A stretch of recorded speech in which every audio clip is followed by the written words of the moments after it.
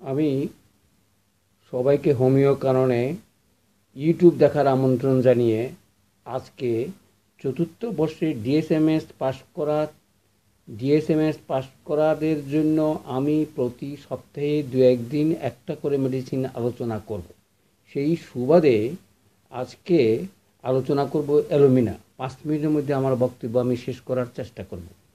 তোমরা homeo কাননের YouTube থেকে তোমাদেরকে স্বাগতম জানাচ্ছি, কারণ হোমিও কানন আমার এই প্রচারের দায়িত্ব নিয়েছে এবং আমি প্রতি সপ্তাহে একটা দুইটা করে ওষুধ দেওয়ার চেষ্টা করব, যেটা আমার বাক্সের ভিতরে আছে। যাই হোক, আমি শুরু করি। আমরা কি করি মনে রাখবো, অর্থাৎ অ্যালুমিনা ওষুধটি আমরা মনে রাখার কৌশল এই 5 মিনিটে দেখে শেখাবার চেষ্টা করব। আমি যদি 5টা কথা মনে রাখতে পারি, তাহলে অ্যালুমিনিয়াম যে কোনো সময় আমরা প্রয়োগ করতে পারি। অ্যালুমিনাটা কী কী 5টা পয়েন্ট দেখো, খুব ছোট্ট করে বলতেছি, তাড়াতাড়ি করে বলার চেষ্টা করব। প্রথমে আসি, কোষ্ঠবদ্ধতা না থাকলে অ্যালুমিনা হয় না, এটা তোমাদেরকে মাথায় রাখতে হবে। অর্থাৎ কোষ্ঠবদ্ধতা 1 নম্বর। 2 নম্বর হচ্ছে শুষ্কতা, অর্থাৎ জরাশীর্ণ।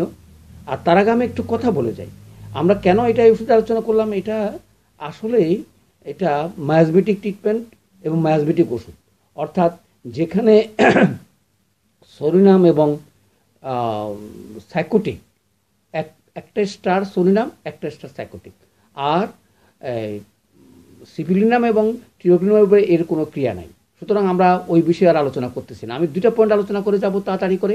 প্রথম কথা হলো যে এই ওষুধটা ব্রায়োনিয়া যখন ফেল করে তখন আমাদের প্রয়োগ করতে হয়। এটা শুষ্কতা বেশি, সব কিছু শুকিয়ে থাকে, ব্রায়োনিয়ার মতন শুকনো ভাব সব কিছুতেই, অর্থাৎ শরীরও শুকায় যায় এবং হালকা পাতলা বডি।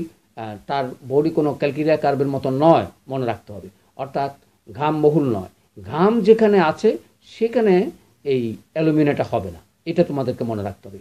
অর্থাৎ ঘাম যেখানে আছে সেখানে অ্যালুমিনিয়াম হবে না। এটা শরীর অনেকটা ক্যালকিরিয়া কার্ভ বা পালসের মতো নয়, অর্থাৎ শুষ্ক হালকা পাতলা গঠন, কালো রঙের হয়ে থাকে।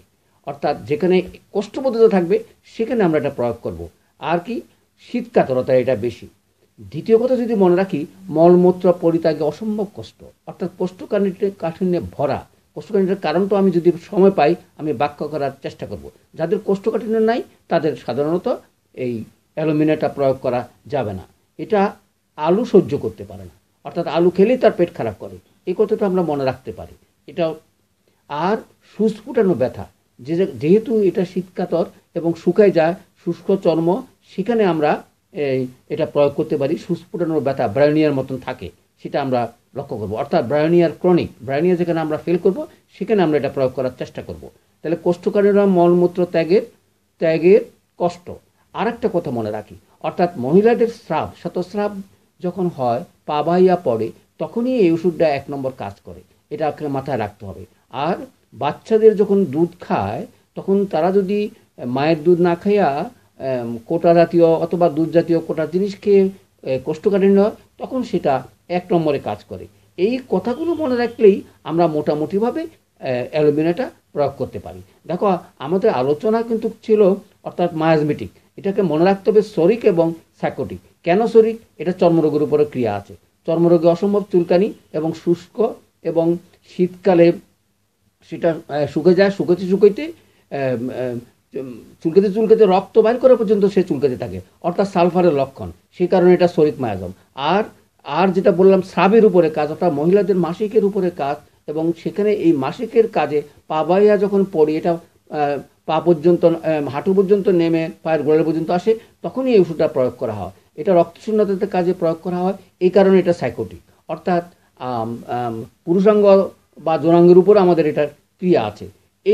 এইগুলি মনে রাখতে পারলেই আমরা যে কোনো জায়গায় অ্যালুমিনা প্রয়োগ করতে পারি। তাহলে আমার মনে হয় এই 5 মিনিটের ভিতরে তোমরা যে জিনিসগুলো মনে রাখার চেষ্টা করবে, শুনবে বারবারই, সেই কথাগুলো মনে রাখার জন্য আবারও বলছি। কি কি? কোষ্ঠবদ্ধতা, শুষ্কতা, রক্তশূন্যতা, আলু সহ্য নয়, সুস্ফুটন ব্যথা, কোষ্ঠকাঠিন্য এবং প্রস্রাব করতে কষ্ট, অনেক সময় প্রস্রাবের সঙ্গে অনেক সময় ধাতুও বেরিয়ে পড়ে। কোষ্ঠকাঠিন্যের উপরেই এটা প্রাধান্যটা বেশি। কোষ্ঠকাঠিন্য এটা অনেকটা নিষ্ক্রিয়তা, অর্থাৎ পায়খানার বেগও হয় না, 27 দিনে বেগ হয়। 27 দিনের পর পায়খানা করতে হয়, পায়খানা কোনো দিন বেগ আসে না। তাহলে আজকে এই আলোচনা আমার মনে হয় তোমরা মনে রাখার চেষ্টা করবে এবং মনে রাখে ইউটিউবে দেখার আহ্বান জানিয়ে আমি আমার বক্তব্য শেষ করছি। ধন্যবাদ সবাইকে।